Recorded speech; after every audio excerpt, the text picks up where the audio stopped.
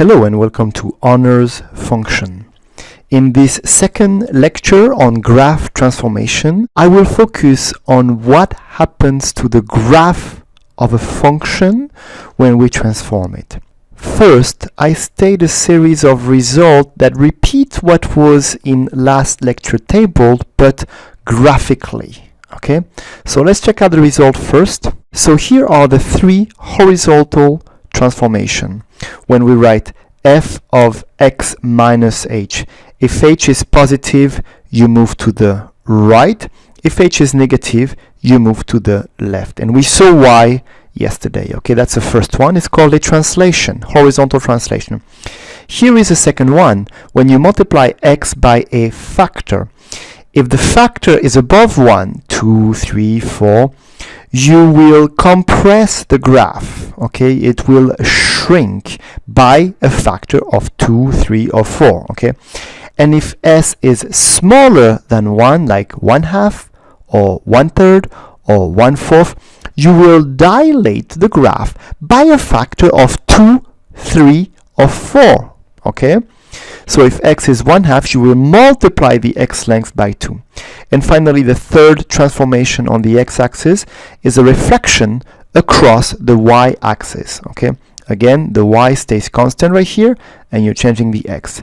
And you have the equivalent transformation on the y-axis, vertical translation, vertical dilation and compression, and reflection through the x-axis. Okay, before we go and do these transformation on two graphs together, let me show you a result at the end of the note, because we're gonna need to know in which order we have to apply this transformation. Okay, so let's go at the end of the note and check out the result. Here we go. Some transformation are interchangeable. For example, you could do 3 before you do 2, you could do 5 before you do 4, you can even do 5 before you do 2. Okay, but some are not interchangeable. Okay, you cannot interchange 1 and 2. That is not possible. And you cannot interchange 4 and 6.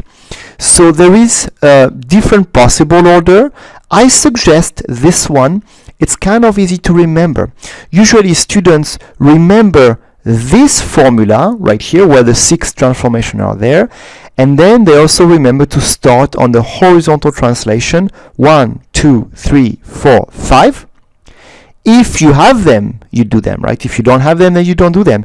And the vertical translation is the last one. Okay, vertical translation is the last one. And again, here again, I'm repeating the result. So there will be many repeats of the result on graph transformation. Let's apply these results to two examples. All right, I'm going to do example 1, and I will let you do example number 2. First of all, let's quickly talk about this function right here. Why do I take the radical function, square root function? Because it has a lot of easy point, and you can nicely see all the transformation on it. Okay, so in my first example, I only cover 1, 2, and 3 transformation. You will be assessed on all 6 on this radical, so you need to understand it. Why is it easy?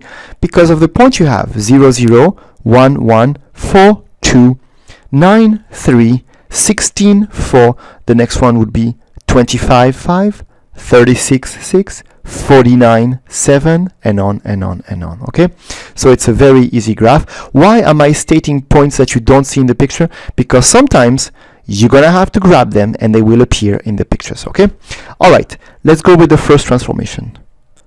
First, let's state the order of transformation. So we start with y equals root x, and then the first transformation is y equals square root of x minus 4.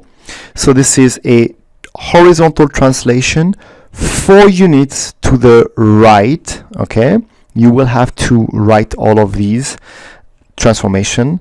The second one is y equals square root of 2x minus 4. This is a horizontal dilation, right? You shrink the graph by a factor of 2. And finally, the last one is y equals square root of 2x minus 4 plus 5. This is a vertical translation, 5 unit up. Let's apply all of this transformation to this graph right here. So the first one is 4 units to the right, 1, 2, 3, 4. I take every point and I move them 4 units to the right, 1, 2, 3, 4, 1, 2, 3, 4.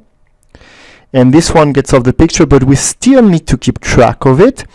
So this is 16, 4, and that's gonna go to 24, right? Okay, let's do the graph right here. Here we go. All right, first graph, y equals square root of x minus 4. Second graph, y equals square root of 2x minus 4. So now what do? I will take all of these x length and I will divide them by 2. So this is an x length right here. It's 4 and I need to divide by 2, so it's 2 right here. 5 divided by 2, 2.5. This is 8 divided by 2, 4. It's going to go right here. The next one, what do we have? This one right here is 13 divided by 2, 6.5, right here. The next one is 24. 20 divided by 2, 10, 4. Okay, now let's talk about another one on the original one that we didn't see. Above 16.4 we had 25. See, I'll write it here for you. So there were 25.5. 4 to the left brings it to 29.5, and 29 divided by 2 is 14.5. So here we go, we're gonna have it at 14.5, 5 right here. And now we just connect these like that. Here we go, like that. So this is y equals square root of 2x minus 4. And finally, the last one is up 5. So I'm going to take the red graph and I'm going to move all the points up 5 units. Let's do it. So 1, 2, 3, 4, 5. 5. 5. 5.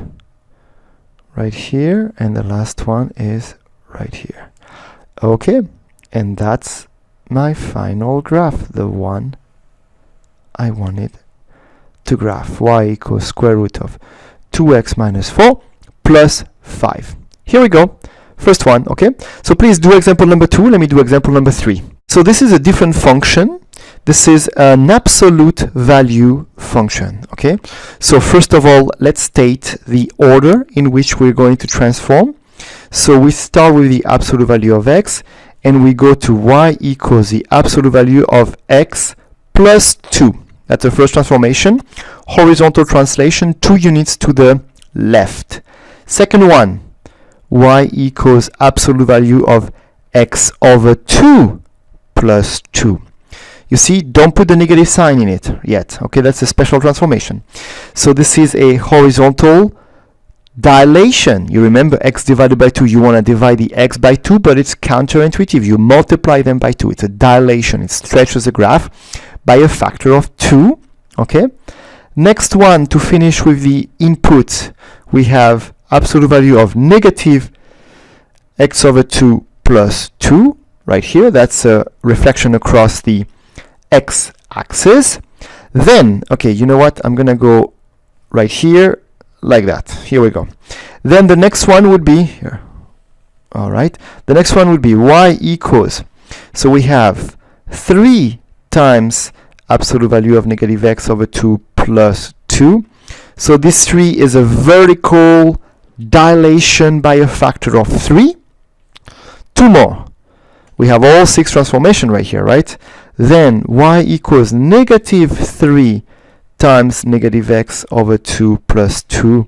So this is a reflection across the x-axis. And finally, the last one, y equals negative 3 times absolute value of x over 2 plus 2, and then plus 8. You move up 8 units. Okay?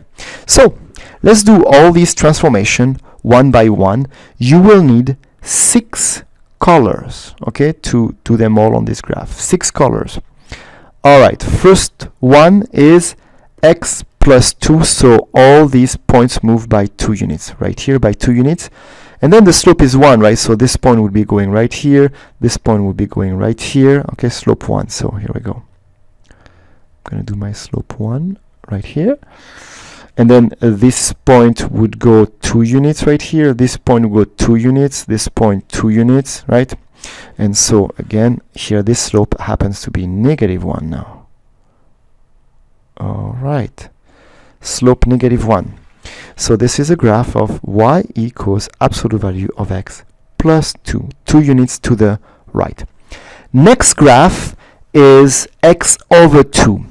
So that's going to change the slope of the lines. So you multiply the x length by 2, right? So for example, this x length is -2, it's going to go to -4 right here, okay? This x length is 0, so it stays there, right? There's no x length right here, it stays there. This x length is, this one is -3, it's going to go to -6, it's going to go right here. And let me erase the one I just did right here. And this one right here was -1, and so that's going to go to -2, like that. Now I have enough points, these are straight lines after all, right? So you see what happens to the slope. It becomes 1/2 on the x right here, so 1, 2, 1, 2, 1, 2, 1, 2, like that, and -1/2 on the y, so right here, -1/2 on the y, right here. Okay, that's it for the second transformation. This is y equals absolute value of x over 2 plus 2, right here. Third transformation, so the next one is a reflection across the y-axis, right? So across the y-axis you gotta reflect all these points. So -4 will go to +4 right here, and then from there, here, listen, I'm just gonna plot my slope right here, right there, right there, right there. Here's a line this way, and the other way I'm just gonna plot my slope. Okay, it's easy when you play with the slope, like that, like that, like that, and finally like this. Here we go.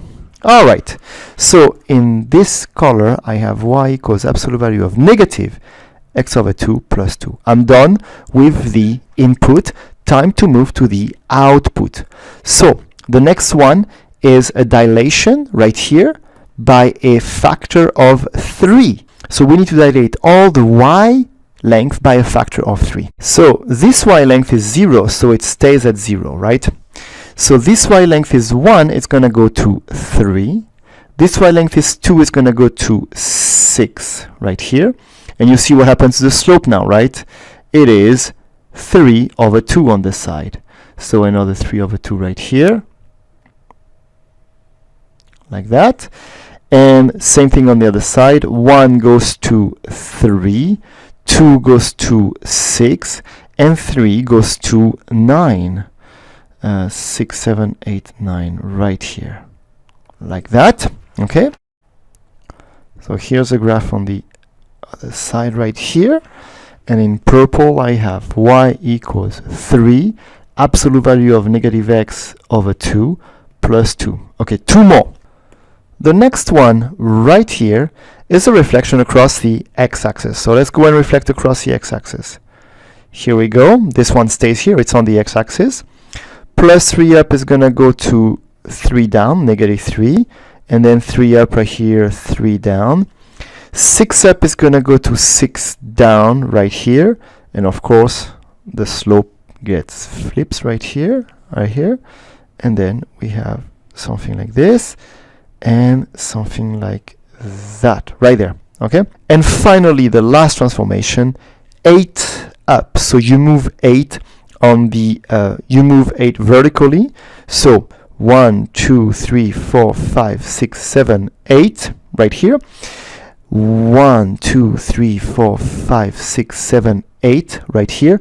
Now I'm gonna play with the slope, it's easier in this case. So 2, 3 down right there, 2, 3 down right here, and then 2, 3 down right here, 2, 3 down right here. Again, you can check that this is 8 up, right? 2, 3 down, and this would be this one 8 up right here, 2, 3 down, 2, 3 down. Here we go. Oh, last one, I guess. Right here. Here we go. And that is the final graph. Y equals negative 3 times the absolute value of negative x over 2 plus 2 plus 8. Okay? All right. Well, that will conclude the second lecture. Thank you for watching.